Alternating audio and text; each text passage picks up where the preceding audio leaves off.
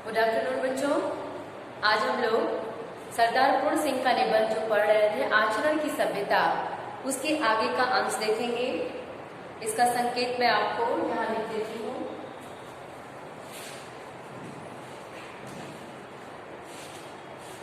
जो पैराग्राफ कल आप पढ़ी थी उसके आगे देखिए। जब साहित्य, संगीत और कला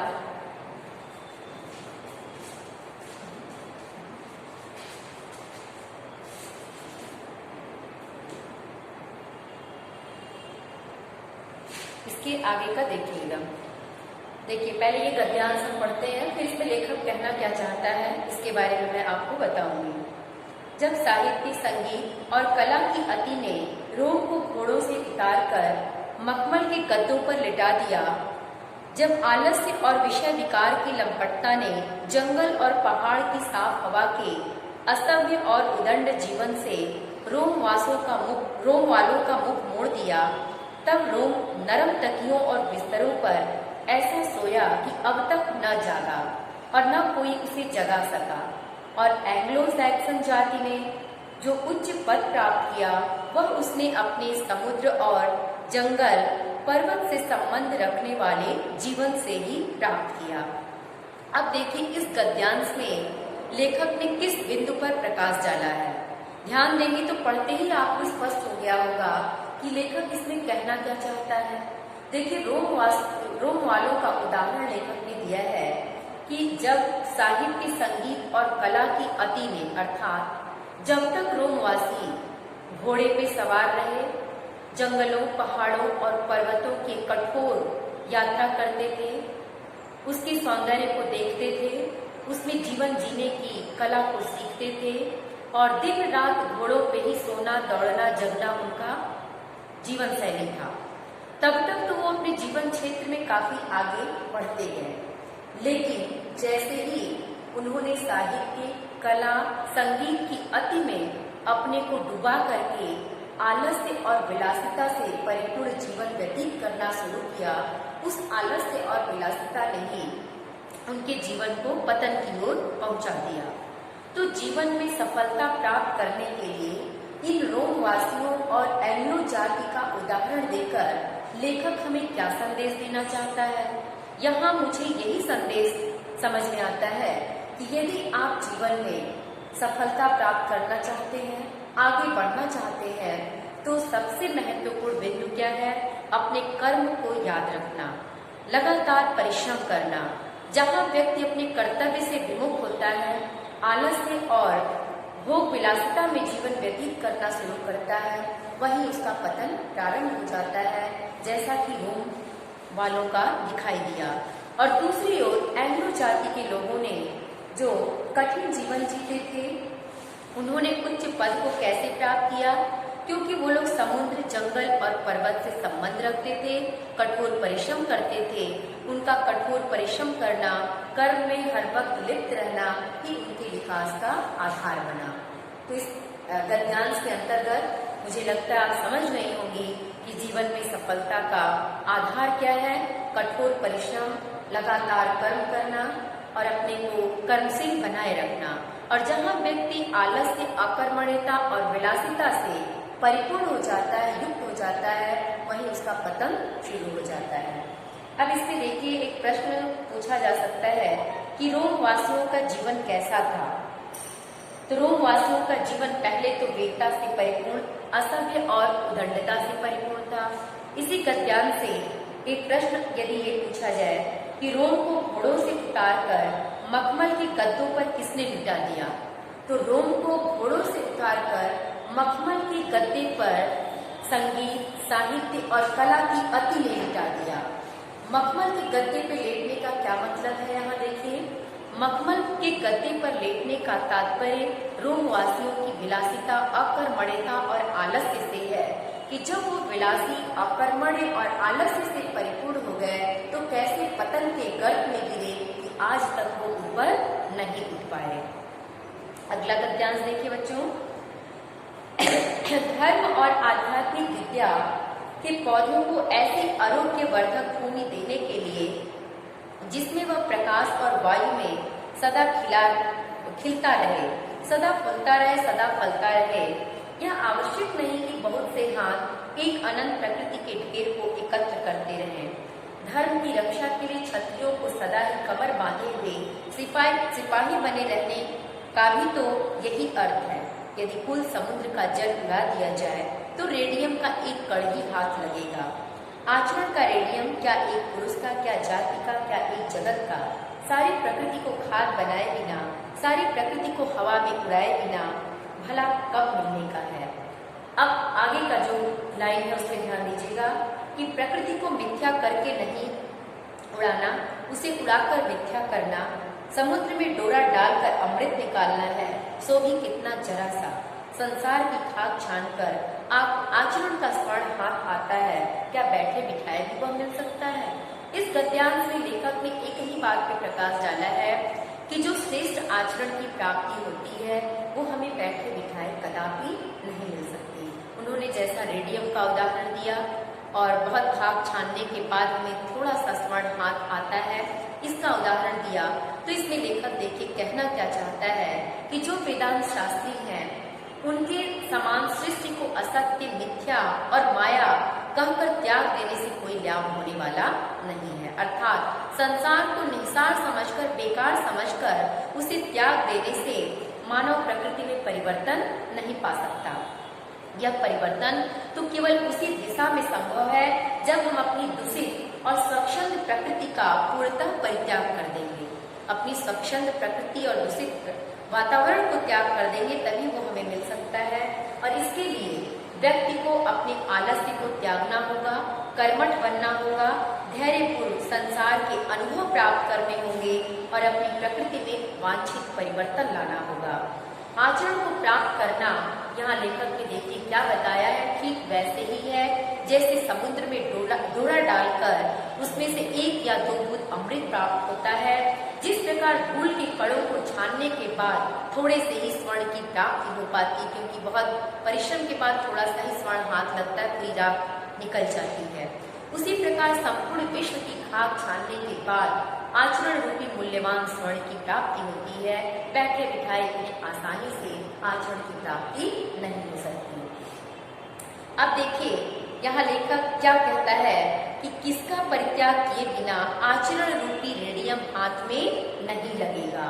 तो भौतिकता का परित्याग किए बिना आचरण रूपी रेडियम की प्राप्ति नहीं हो सकती, क्योंकि भौतिकता की सुख समृद्धि में जब हम अपने आप को डुबो देंगे, भौतिक सुख शांति को पाने के लिए भौतिक सुख सुविधाओं में अपने को लिप्त कर देंगे, तो श्रेष्ठ आचरण की प्राप्ति कभी नहीं हो पाएगी। श्रेष्ठ आचरण को पाने के लिए हमें कठोर तपस्या, कठोर परिश्रम और प्रकृति के साथ जुड़ करके हमें अपने कर्मशील बनाना होगा, तभी उत्तम आचरण की प्राप्ति होगी।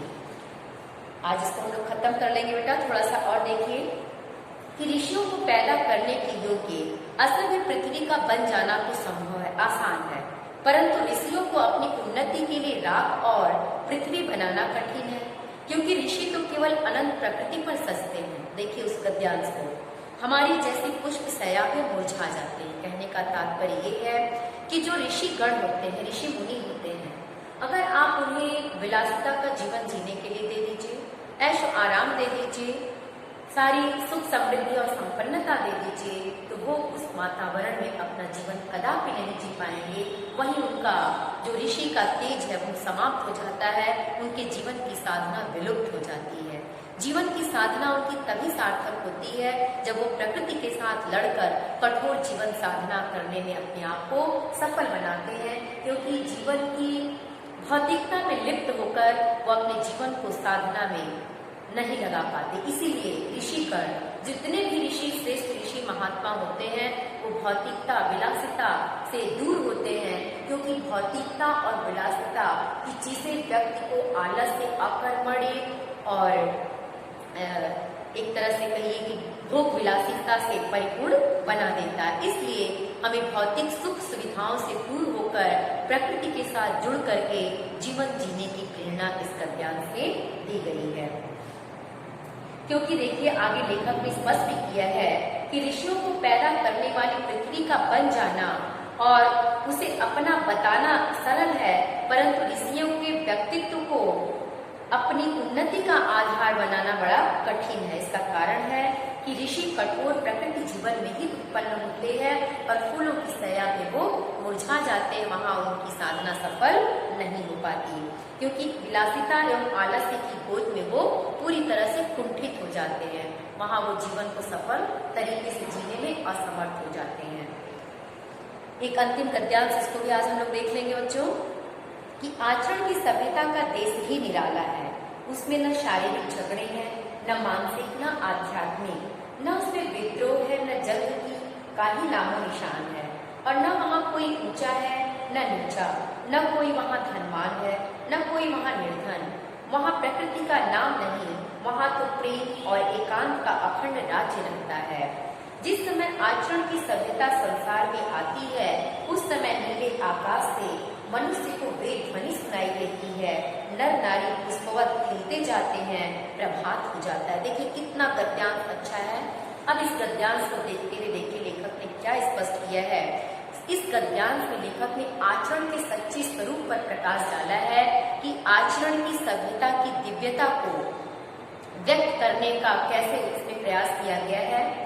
देखिए जिस क्षेत्र में आचरण की सभ्यता विकसित होती है, वहाँ का वातावरण स्पष्ट लिखा है क्या होता है, निराला होता है। वहाँ पर भौतिक जगत जैसा वातावरण नहीं होता, यानी भौतिकता की सुख सुविधाओं का नामो निशान वहाँ नहीं होता है। भौतिक जगत में तो शारीरिक, मानसिक और आध्यात्मिक संघर्ष होते हैं। क्यों?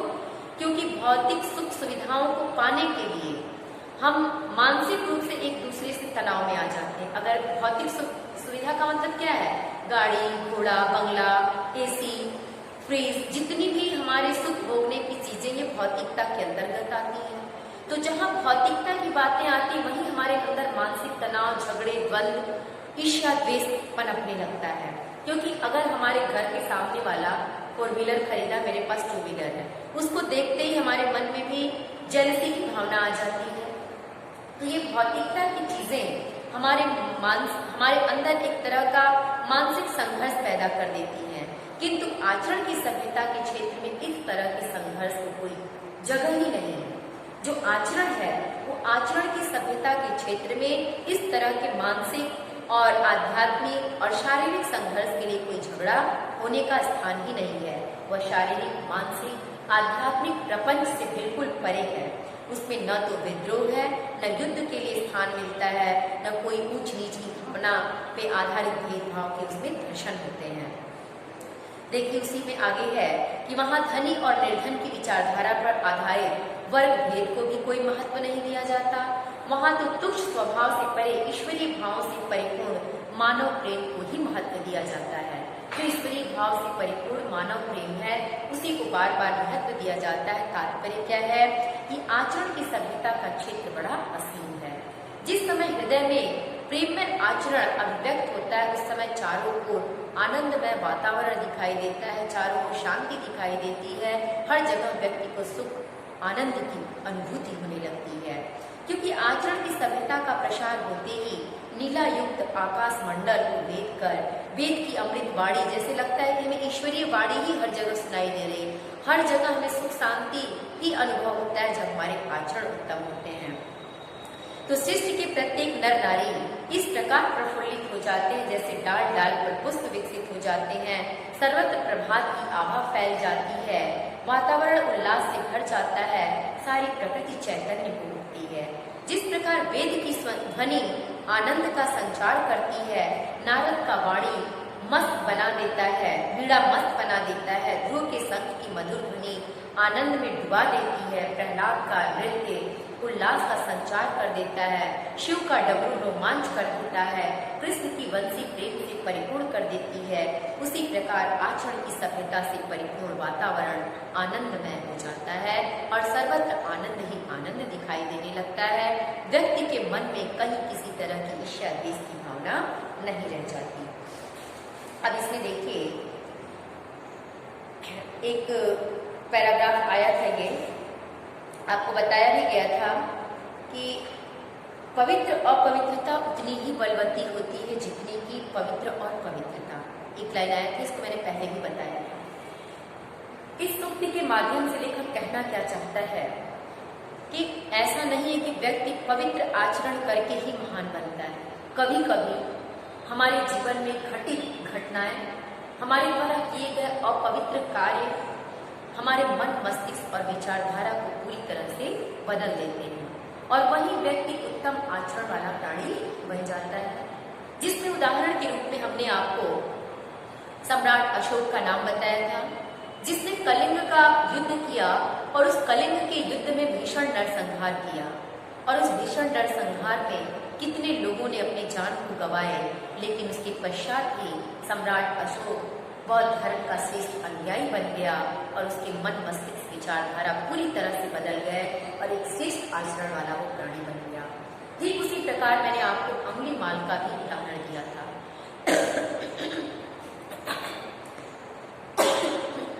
कहने का तात्पर्य ये है कि ऐसा नहीं है कि व्यक्ति हमेशा अच्छा कर्म करके ही अच्छा बनता है। कभी कभी बुरे कर्म भी व्यक्ति से जब होते हैं तो वो परिस्थितियां, वो सोचने की जो शक्ति व्यक्ति में उत्पन्न होती है वो व्यक्ति को एक अच्छा आचरण बनने के लिए बाध्य कर देता है। तो आज के लिए बच्चों इतना ही। अब आपके गद्य खंड का सिर्फ 3 पार्ट पढ़ना था, वो आपका खत्म हो चुका है और 1 पार्ट और रह गया है, 2 और रह गया है जो एनुअल में आपको पढ़ना है।